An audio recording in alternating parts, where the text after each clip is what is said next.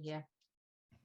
So who am I? What do I do? My name is Diksha Chakravati, and I run a company called FixMe. And I am a specialist integrated pain and stress therapist for women. I have been in business for over 20 years, but now I am exclusively looking at supporting women when they're stressed, when they're in pain, and through emotional trauma as well, which also includes anxiety. So that's who I am. I'm based here in the Thames Valley. So today I'm going to talk to you about trauma, and I came across this lovely quote which said, "Managing trauma that hurts more than anything that bleeds." I think that's such an apt definition of trauma, but sadly I couldn't find out who the author of this quote is. So I've used it. If anybody knows who the author is, I'd love to know. But I thought that was an absolutely apt description of what trauma, because trauma doesn't bleed, but by golly, it hurts. And trauma is more visible to the traumatized rather than anybody outside. So a broken bone, a cut wound, outside people know that that's what's happening, and therefore their approach to the traumatized or the wounded is different. But the trauma that is internal, emotional trauma, is not experienced necessarily by anybody else other than the traumatized person. So the traumatized person is often treated, within quotations, normally, when they're anything but normal. So it is definitely very painful, and it does not get the attention that it deserves because it doesn't bleed. I'd also like to say, ladies, that this is not just me sitting here and talking to you. I'd love for you guys to participate as well, because we all want to learn from each other. So please feel free to chip in and say anything. And if you'd like to say something, there are little reaction buttons at the bottom. If you just use one with a hand there or any sign, I'll come to you when there is a pause in whatever I'm saying, if that's all right, because I want this to be an interactive session. So what is trauma? Anybody like to offer what their understanding of trauma is? Anybody? So simply put, trauma is an event or a series of events that causes emotional disturbance. Not taking away from it that there's physical disturbance if you have an accident, for instance. So there is a physical disturbance, yes. But every trauma has emotional disturbance, even if it is a physical trauma. And often physical traumas, the wound or the break heals, the emotional scars remain. So emotion related to trauma is something that needs addressing. I have a friend who was in a very abusive marriage, and she said something to me many years ago, well over 30 years ago. She said, "Diksha, my physical wounds heal, but the emotional trauma doesn't heal." He would beat her black and blue, so she would wear a full-sleeved and high necks just to cover her physical aches and pains and bruises. But she said the emotional trauma lives on far, far, far after the physical wound has healed. Like a scar. Yeah, the scar, absolutely. You cut yourself, the scar heals, the wound heals, but the scar is there with you for life. Exactly, yeah. So what kind of things constitute a trauma?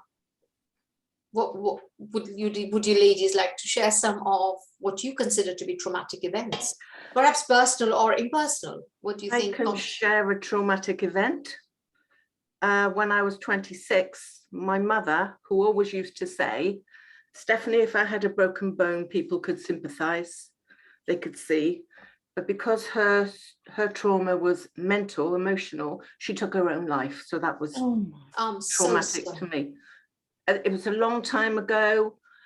My wound has healed. My scar will always be there, but I don't carry it in a bag over my shoulder. Okay. Well, if that love makes to you, sense. Stephanie. Love to you from all of us. But it's good to know that you have worked through. Absolutely. Worked through, yes. I mean, the loss of a parent is probably one of the biggest traumas, no matter what our age. No. No matter what our age. Mm. And in circumstances like yours, Stephanie, which, I mean, a trauma larger than that is difficult to imagine. Losing a child, I can imagine, would be equally as traumatic to anybody. Absolutely. It's the way in which that loss. Yeah. Today, the 20th of January, today is the anniversary of the death of my ex-husband 2 years ago. Oh, I'm sorry to hear. And my daughters are both grieving. They have just not got to terms with it because it was so sudden. He died of a massive cardiac arrest. They spoke on the Saturdays, they spoke to him on the morning to say, yeah, we'll see you in the evening. And then they get a telephone call to say from their stepmom that he's had a cardiac arrest and the ambulance is on its way. And then that was it. So that was a hugely traumatic event. Yeah. Things like, for children, things like the death of a pet. My daughter was 5 and her first pet was a goldfish. So we came down one morning and the little goldfish was belly up in the water. My husband just picked it up, put it in the toilet and flushed it down. No. Now, for us, this is, oh my God, how could he have done it? But he did it before we could stop him. And frankly, I couldn't stop him. She was just bereft. She couldn't believe that was Goldie, you see? So he had no idea what that would do to her instead of making a ceremony of it. And this is going back. No chance to say goodbye. No chance to say goodbye. My father, he had strokes anyway when I was little, but when our dog died, he had another stroke because of the trauma of that. Oh. So that sent him into sort of that. It wasn't to say that we weren't traumatized, but of course, but he missed the dog so much from there. So they can affect you just as much. It affects me just as much. Of course.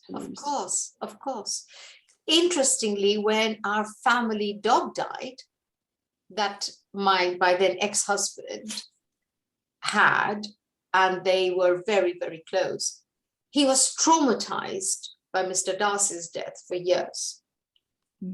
But in his mind, he could not understand how a child could get attached to a goldfish. But that's a child's world, and that's his adult world. So things like loss of a child, and of course, loss of a parent is just off the scale. Bullying at school, that's hugely traumatic. Growing up in a household that is violent, that's my story. I grew up in a household that was violent. My father wasn't violent towards me, but he was violent towards my brother. And I'll talk about the freeze response in a bit. That you just don't know what's going to be happening, when it's going to be happening. You're constantly on tenterhooks all the time. Loss of a friend at school, particularly girls. I mean, they can just make and break relationships. And one of my friends, her daughter, was in the same class as my younger daughter, and she was a very introvert child, and she had one friend at school who decided to ditch her for the more popular girls. That experience in itself for this young girl would have been hugely traumatic, because it took a lot of effort to make that one friendship. And when that one friendship goes, it's like a bereavement.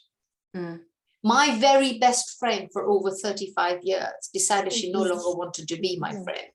And that was a bereavement. Yeah, it was complex, Stephanie. It was very complex. But despite my best efforts, my very best friend for over 35 years, and even now as I speak, I get quite emotional about it, because, we raised our kids together. We went through the divorce together. I supported her. She supported me. We couldn't have been closer than sisters. That was a huge bereavement to me. It's rejection.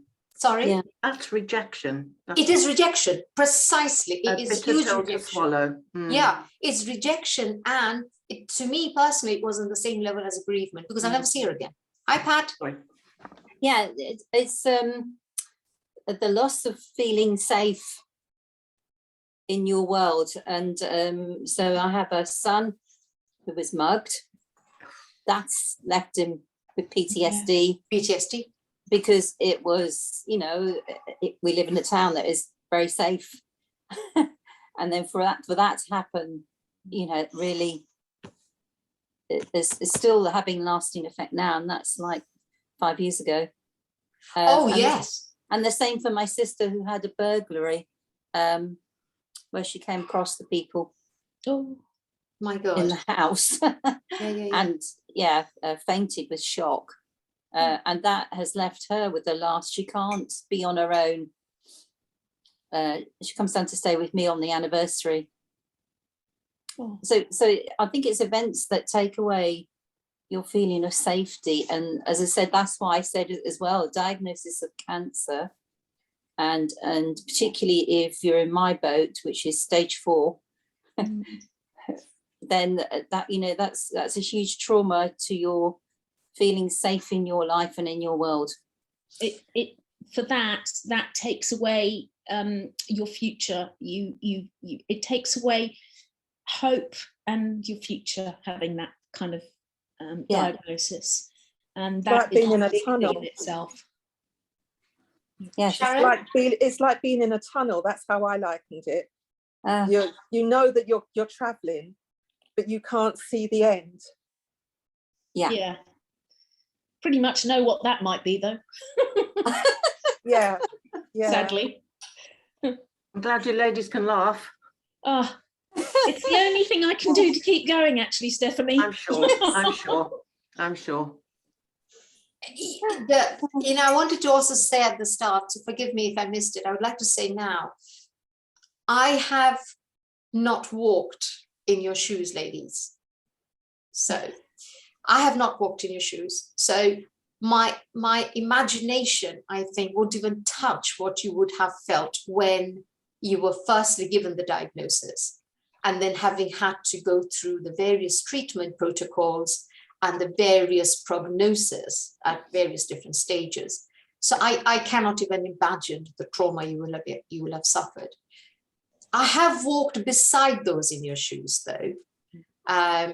My brother was diagnosed with lung cancer at the age of 59, and we lost him at the age of 61. He was given 2 years, and literally 2 years to the day, we lost him.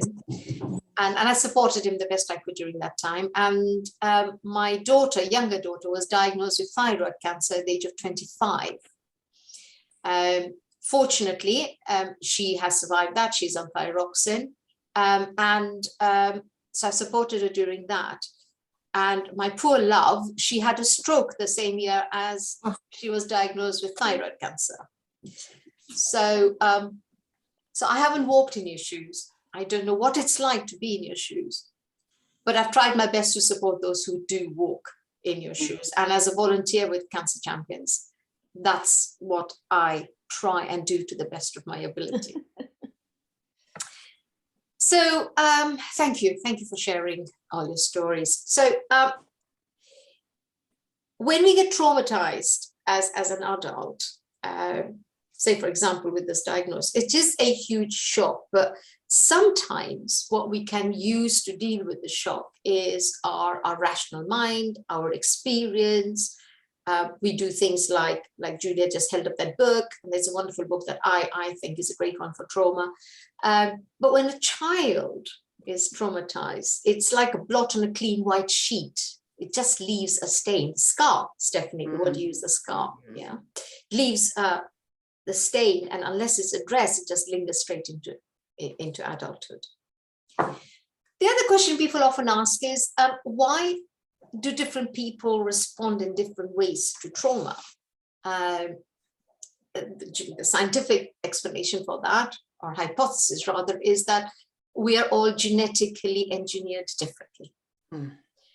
Spiritualists say it is a karmic determination. Yeah. I don't know what the answer to that is. I just know some people manage trauma better than others. I have a friend, she's of Caribbean origin, and her father has another family. And she was talking to me about one day where her father was playing with his blood daughter and was hugging her and kissing her and playing and all of that.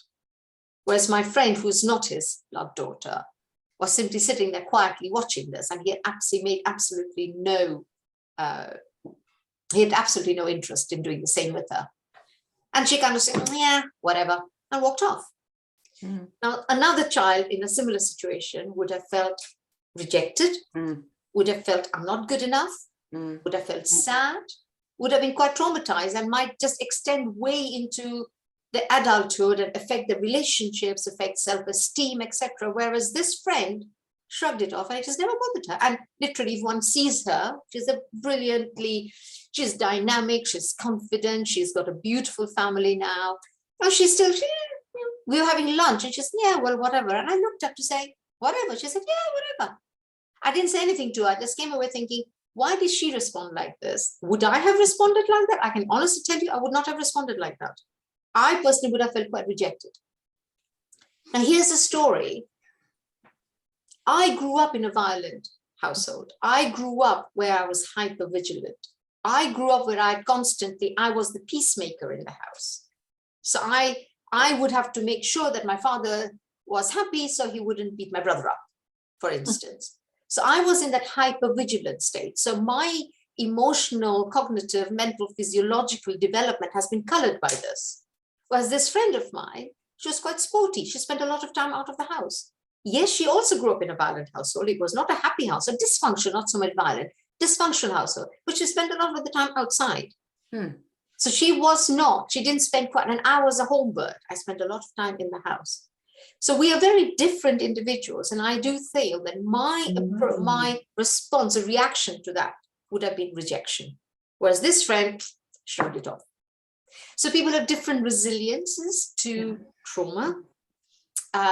And we approach it very differently. There's another, this is a very well-known study. In 1976, 26 children were abducted in America. And then they were imprisoned in an underground room for several days.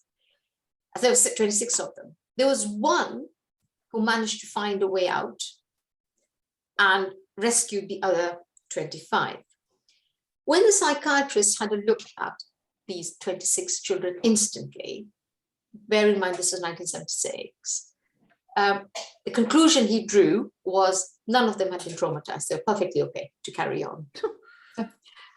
A few months later, another psychiatrist looked at them and has followed them longitudinally, i.e. into the adulthood. And he found that apart from one, the guy who helped rescue them, the child who actually found a way out, 26 of them had major issues such as, and I read, psychological, medical, and social malfunctioning, nightmares, violent tendencies, had difficulty with relationships. The effects were so debilitating, the life and social structures were seriously challenged. Wow. Most were frozen and apathetic, unable to move. Apart from the one boy called Bob Barkley, who saved them. He adjusted to life okay. He was absolutely fine. There were no effects of trauma on him, whereas the others stayed frozen and apathetic. So I want to come to what our physiological response is to trauma. So I'm sure you ladies have heard of the fight and flight response. Yeah. Have you also heard of the frozen fight, flight response? Yeah, that has, okay. So what happens in trauma is an emotional shock. Essentially, it's a shock, right? So it's like a zebra very quietly munching grass in the savannah and he hears a predator. He goes, right? He freezes. Now, that freezing is an automatic, unconscious response. It just happens. Whereas fight and flight is a decision-making. Intellect comes in. Do I stay and fight? No, he's too big. I'm going to take flight. But there's some thought coming in. But in the freezing stage, when we get frozen, it's totally automatic. Now, I want to talk about frozen because that is where we stay when we are traumatized. We get stuck. Everything comes to a halt and we get stuck. And animals, so the zebra, for example, after he's run away from his predator, zoologists note for animals who have run away, escaped predators, what they do is they spend some time going through what they call a tremor. Their body just shakes for a while. Yeah, just shakes for a while. Polar bears, for example, when they've done experiments on polar bears, they have kind of, anesthetized them. And the process of grabbing them, putting them down, anesthetizing is quite traumatic for the bear. When the bear comes out of being anesthetized, they shake. They shake. So what Peter Levin, who is my guru in all things trauma, basically what he says is that the freeze response is where the energy gets stuck. The energy gets stuck and it goes into a vault. And we need a way to get rid of, discharge this energy. And he focuses on his trauma treatment by discharging the stuck energy using physical means. Not to say that CBT or anything intellectual, any talking therapy has no value. That's not what I'm saying. We're looking at additional ways to get the negative energy of trauma out of our bodies, giving it a release. Does that make sense? Yeah. Let me share a couple of stories. There was a Royal Bengal tiger by the name of Mohini, who had been captured and kept in a cage 15 foot by 15 foot. That was her only home. And she was found and rescued by animal conservationists. And they put her into her natural habitat, which was just open wilderness. She could go where she was. But they noticed after a time that all Mohini did was walk up and down in an area of 15 feet by 15 feet. She was completely stuck in there. She could not imagine being anything else. It's called learned helplessness. We see that in a lot of women who are in abusive, violent relationships. What's the point? I can't do anything anyway, so why bother trying? Now, why 25 kids and Mohini felt, what's the point? I can't do anything anyway. And these 25 children who were abducted stayed the way they did. And that one boy, Bob Barclay, thought, no, I'm going to get out of here and do something about it. We don't know why that is. Yeah, Stephanie? Is that about personal choice? Personal choice, but it's not simply about personal choice. It's yeah, I didn't want to make light of it, but no, you didn't make light of it at all. You said completely the right thing. Personal choice, when one comes to the point of feeling, no matter how hard I try to exercise my personal choice, I'll only be shut down repeatedly, then one feels, what's the point of exercising? I have no agency anymore.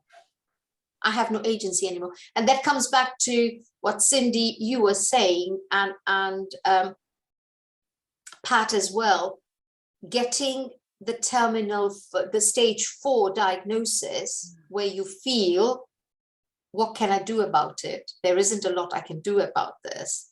That often can lead to learned helplessness. Yeah. What can I do? Yeah.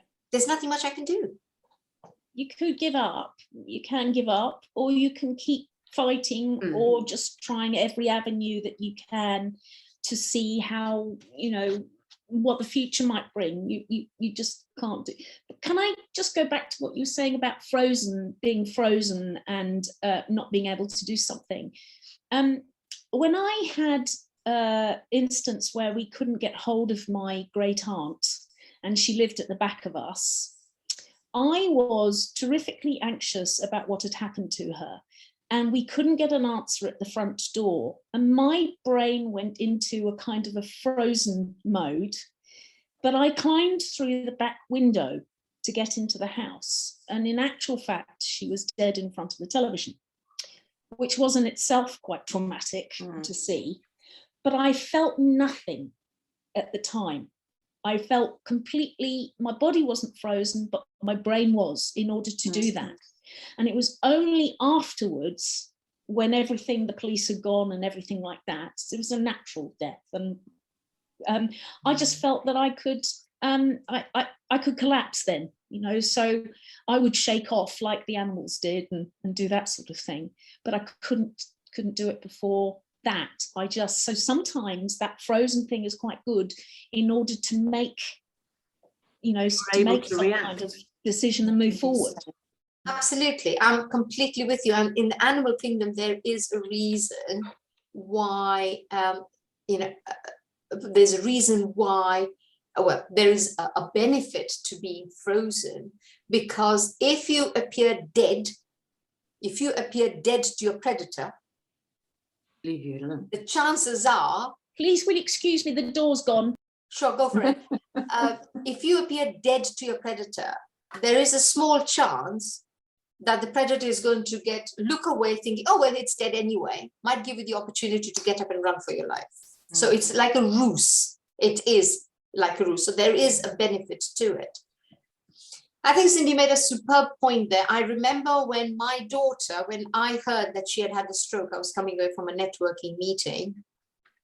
I screamed in the car. I heard it because I rang her from the car, and my older daughter, I screamed, and my systems just went. When people have strokes or cardiac arrests, they empty the bowels. Right. The systems just collapse. The system just collapse. So they empty the bowels. They empty their bladders. I instantly needed to go to the toilet. I completely froze. Everything just fell. It was like somebody had shot me, and I just fell back. And that was my frozen condition.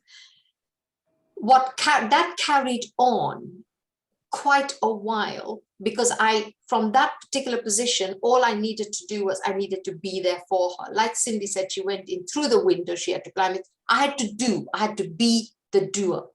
The good thing with Cindy was she did collapse and she did come out of the frozen state. I didn't for a long, long time. My frozen state stayed with me for a very long length of time. And what that led to was me disconnecting emotionally.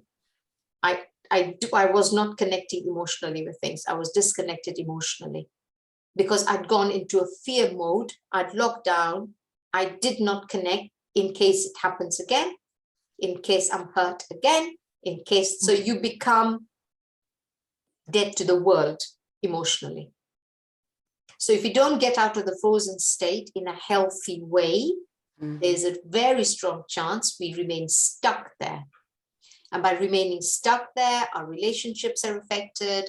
Our life generally just becomes numb. We feel no joy. We can't feel any joy because we are still stuck. The other two, fear and fight and flight, some studies show that as people move from the frozen, they go into the fight mode, then they get very angry. It's like the 5 steps of coming to terms with fear. The anger sometimes is outwardly generated, or it's inwardly, it implodes, so they become addicts, for instance. They turn to alcohol, they turn to drugs, they turn to violence. They also turn to self-harm. So that is internal, making it internal, your fears and your anger at what has happened. Is this making sense at all? Yeah. I understand what you're saying. Fortunately, I can't say I've experienced it, thankfully. That's a very, very good thing to hear, because definitely we don't.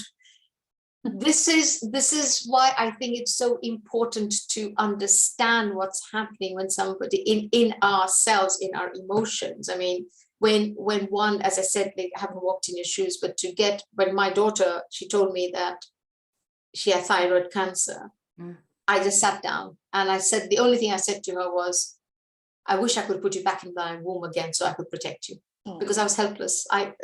This was happening to her. I wish it was happening to me, a child. So it's really, really hard. So what can we do about it? So Peter Levin, who, as I said, I do follow, I do believe his work is very good, because I want to just mention a client of mine who came to see me with lifelong anxiety, and we treated her using hypnotherapy, visualization, but a lot of physical work as well. So I saw her for 6 months, sometimes twice a week. So we would also do the kind of emotional work and mental work, and we were able to tap into the unconscious, and get out stuff that she had forgotten, but which had traumatized her. For instance, at the age of 13, a man followed her from school to her home. And very nearly, she remembers his hand coming out and almost touching her shoulders before she ran to the front door. So we worked through that. But there were other events when she was younger. She feels that she was almost molested by a man. Her mother fortunately saved her. And she didn't remember this, but it came through. But what we did was, all of this, she had aches and pains that were just simply not going away. So she would come in and we worked through that. And then towards the end of our work together, the doctors found a lump in her neck. It was benign, but they suggested they take it out. And it was a very traumatic and anxious moment for her to go into the hospital. It was all during lockdown. She went to the hospital. She was alone. Nobody could go in with her. She was petrified. She was feeling very anxious, almost having panic attacks. Had the operation, removed the lump. And when she woke up, her anxiety had completely gone. Gone. And she said, I kept looking over my shoulders to think, Diksha, it's going to come back. It's going to come back. It didn't come back for a very long period of time. And one of the things she has said to me, I work on an outcome basis. I said, so what is the outcome you want? She said, I want to feel joyous. I want to feel joyous. I want to feel joyous. And she said, truly, she rang me back after, obviously I was keeping in touch with her during her operation. She rang and she said, I've got to share some news with you. I've got to share some news with you. And she said, I have joy in my life again because the anxiety is gone. It has come back a little bit, but the way that it has come back, she knows the triggers. She's got the tools to manage it, and it is nowhere near what it was before. And she's able to control it.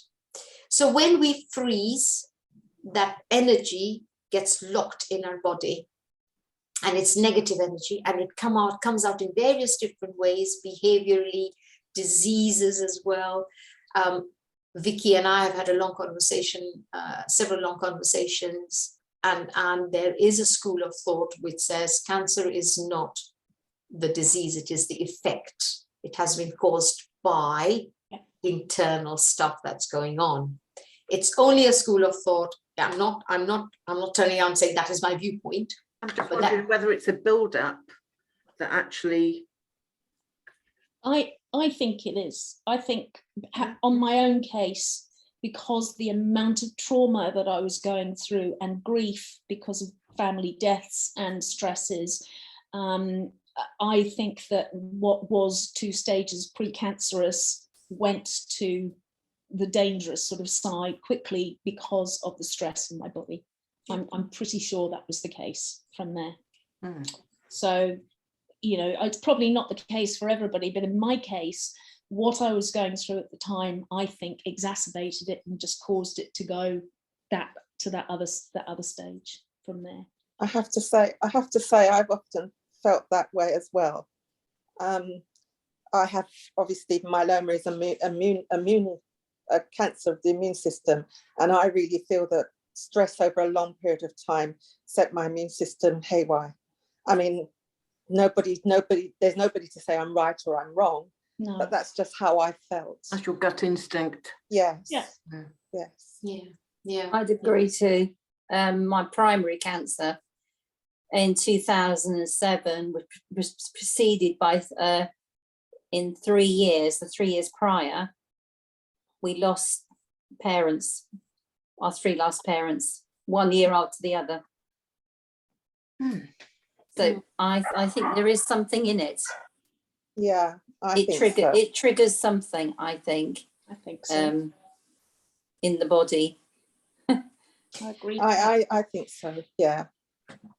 We have cancer cells in our body running around all the time. And like you mentioned, Sharon, our immune system deals with it.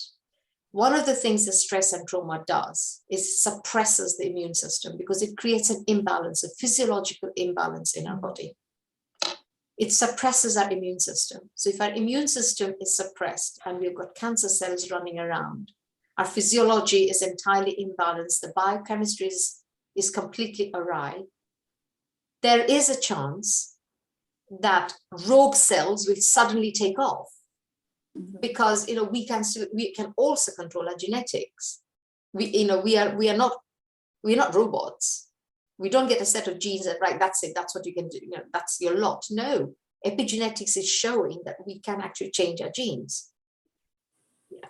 So if we have severe trauma, like you mentioned, Cindy, and like you mentioned, Pat, if you have severe trauma, and like my client, she came from quite a difficult background, then she got married, that was a difficult relationship with her in-laws.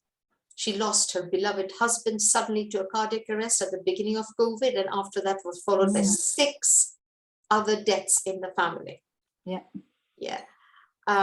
Fortunately for her, the lump was benign. Fortunately for her, the lump was benign. So there is a theory, and it's interesting to hear so many of you lovely ladies have said that you feel that is the same. So cancer could potentially be a reaction to trauma that generates even further trauma. Your immune system is looking in the other direction, dealing with the other stresses in your body, and it's not concentrating on those bad cells and trying to block those because it's busy elsewhere. Absolutely. It's busy elsewhere. It's suppressed, you see. One of the big things that stress does is instantly hits the immune system. It's instantaneous. Instantaneous. How many of you have gone away on holiday and suddenly got yourself a cold? Oh, yeah. Yeah. I had a client yesterday. For the first time ever, he's in his late 30s. For the first time ever, he had a Christmas break. He works in the IT industry, and so he's off. And he had a Christmas break, and we were doing so well. He came to see me with a back problem. We were doing so well. And he said, I was so disappointed, Diksha. I said, why is that? He said, well, on the 27th, suddenly I woke up, my back's not doing very well at all. Okay, when did you go? Well, I went on holiday as of the 23rd. Okay, so, and he said, that's it. I was not going to go back to work until the 2nd. And suddenly he just went, and his immune system that had been working and his cognitive system that had been working, I'm on duty. Right, I've got to be on duty. I've got to be vigilant. This is this. And suddenly went, It's like if you have a bag of nails and you just throw it on the floor, it just goes everywhere. And that's how our body feels when we take a foot off the accelerator. When suddenly we say, oh, you know what, I can rest. Whew. All our systems go into all sorts of erratic behavior, and when they come back to normal, they do sort of, equilibrate, but there is a time that they are doing this. And wherever your weaknesses are, his weakness was the back, right? It's going to go. My weakness is my digestive system. If I get stressed or traumatized, my digestive system kicks in, and I need to be sitting on the loo for extensive periods of time, frequently during the day. After every Christmas party at work, I used to get tonsillitis or laryngitis or bronchitis at the Christmas break. So it was after that Christmas, after the work thing all done, my body had suddenly gone, now we can make you sick. And we'll give you all these different things. And it's true, I used to get sick every time from there when I had a break or a holiday from there. So, yeah. So that is one of the things that I think is worth considering. So, any questions so far? I'm really enjoying this, hearing so many of your, experiences. Thank you so much for sharing. Any questions thus far from anybody? Okay. You were talking about, sorry. No, I'm just going to say what you've said so far is making sense. It's a first for me, so I'm enjoying it as well. Okay. You were talking about Peter Levine. And Peter Levine. What makes him so good for, following in terms of the stresses, and, is this about trauma? Trauma. It's about trauma. It is very specific to trauma. And he has, I support him in what he says. And that is, if we don't get the physical body in alignment, if we do not get that negative energy out physically, it still stays within our body. That's why I like. He's got a lovely book called Waking the Tiger, Healing Trauma. Okay. It's wonderful. It really is an excellent book that I read and that I try and use. He speaks about very specific. He's a trauma specialist. I'm not a trauma specialist. But what he actually does is he sits and talks through. He does not believe that we have to relive the traumas. I believe that we have to recognize them and give them some respect, own them. Because what happens in trauma is that you put it into a little black box and shove it out because it's too painful to go there. I believe that we have to actually look at the trauma, not necessarily relive it, but we have to look at the trauma. And I do believe that we have to work through the physical body. What he does is he gets an idea of what has happened, and then he creates a scenario where he takes the traumatized person physically, using the body, using stories and narrative. He takes the person through physical movement, through what he calls the felt sense. He works with them so they feel the trauma in the body and act. It could be jumping up, it could be, having the tremble that I talked about the zebra, but it is recognizing that it is physical energy that needs to come out and not just intellectual energy. That's why I so believe in that. So what can one do about trauma? First, I guess it's, thanks, Vicky.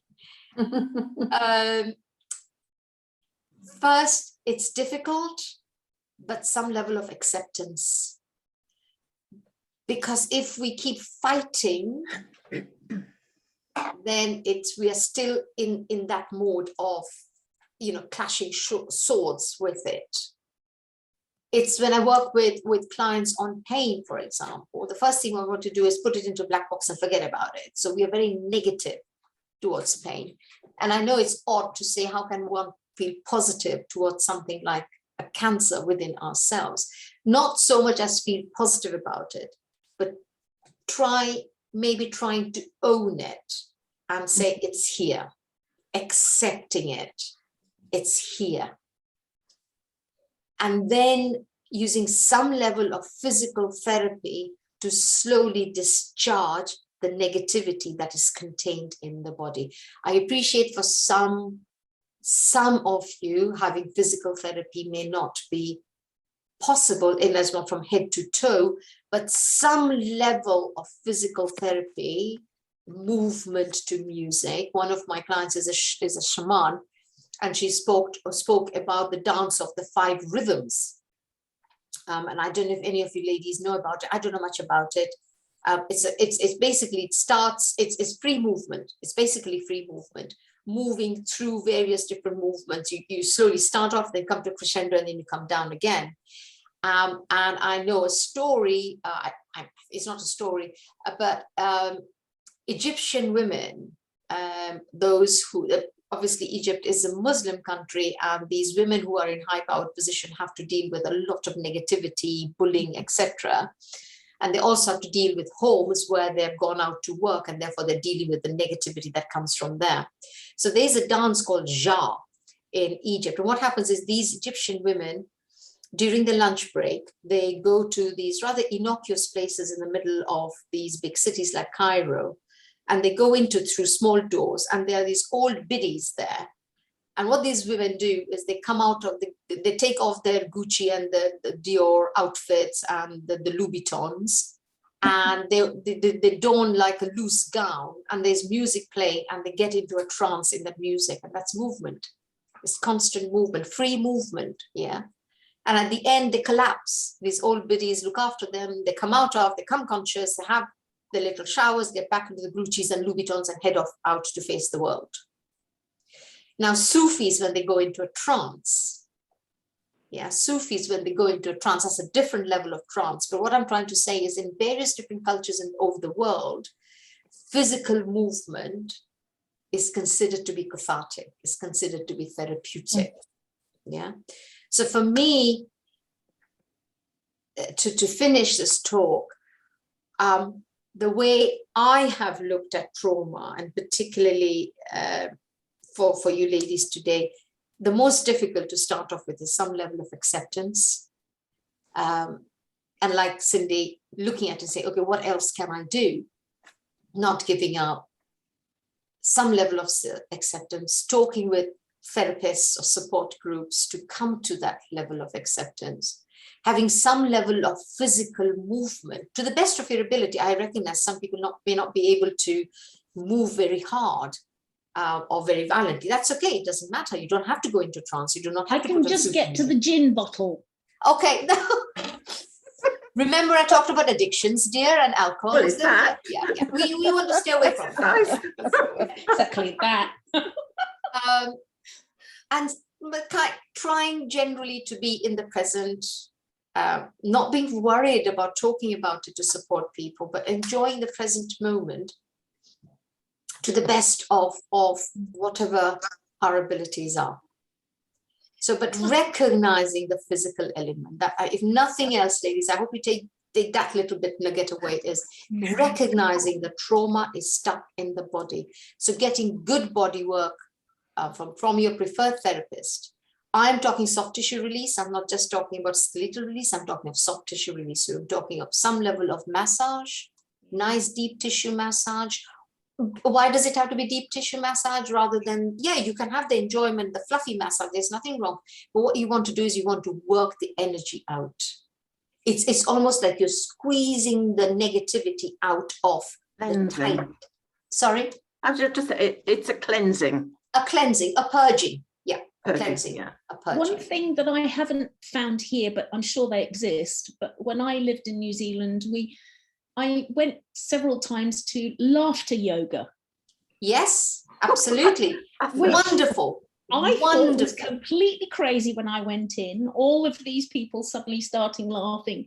But once you get into it, it releases, it's very, very cathartic. Yeah, because it's endorphin. It does release you completely, and you do start laughing for no reason. For no reason. You don't have to, yeah, exactly. Vicky, maybe, we can't see you, my lovely. It would be lovely to see you, Vicky. Maybe you could start off a laughter, just sitting and laughing together for cancer champions. You know, we'd love to all join and come in and just have a good old laugh. I have a client of mine who lost his wife. Hey, Vicky. Hey, Vicky. Welcome, darling. Hi. Hi, honey. Hello. Oh, hello. Yes, I have Hi. heard of Oh, laughing what's samba. the gunner? She's got a sash. What have you just won? Queen for a day. Oh. Oh, It's my birthday. it's your birthday. Yay. Oh, Happy birthday, dear heart. Happy Oh. birthday. Birthday. So, ladies, I think that's where I'll finish, if that's all right with everybody, unless you have any questions. Looking inside that. Can I Sorry just about my dog. Yes, you Tell deal you with Maggie, about- dear. tell you about what I do?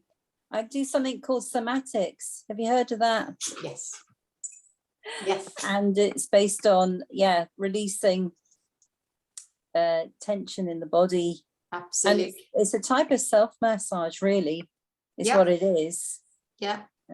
So Touch is very healing. Touch is very, very Yeah, healing. but So, you use your own hands. So, and it's a type of mindfulness as well, because you yes. are really getting to know your body and where things are stuck in your body. Yeah. And then very slight movements that kind of just release everything. Yeah. Somatic movement is what Peter Levin recommends as well. And there's another book called The Body Keeps the Score. Yes, I've heard of that. I haven't read it, but I've heard And of I that. think that's based on what you just talked about. Okay. The same thing. And this the teacher of this is a trauma-informed teacher. Okay. And she uses it with children on the autistic spectrum and ADHD Nice. as well. So I do recommend somatics. Lovely. Okay. So ladies, I will love you and leave you. Thank you so much for your time. If there's anything that anybody wants to ask again, I mean, please feel free. Hi, Heidi. Can I Yeah. ask one question? Thank you so much. It's very, I'm really glad to join you here today. I have one question, and when we are unconscious, for example, when we just get up in the morning and when our eyes open in the morning, due to deep trauma, sometimes I have nightmare and I instantly have negative thoughts right after when I wake up, not even for checking my mobile phone. Usually most people, they look for their glasses or mobile phones, but I almost always, I'm captured negative thoughts and unconsciously, I guess.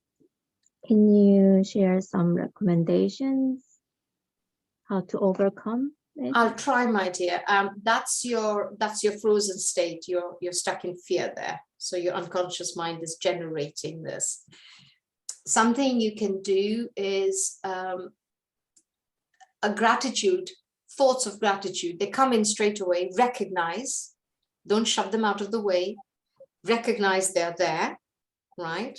So, okay, accept them. Okay, this is it. And then turn your mind to what you have got to be grateful for. A gratitude. So that's one thing. The second thing, to do some slow breathing exercise. All you need to do is slow down your breath. So really slow down your breath in and out for 5, 6, 7 breaths, right? Just slowly, because what happens when you slow your breath down, your entire physiology slows down, and that includes your brain activity as well. Right. And the third thing you might like to do is, before you go to bed, is to listen to some calming podcast and music or meditation. Do a spot of mindfulness before you go to bed. Okay? Yes. Thank you so much. You're very, very welcome. Ladies, I will say goodbye.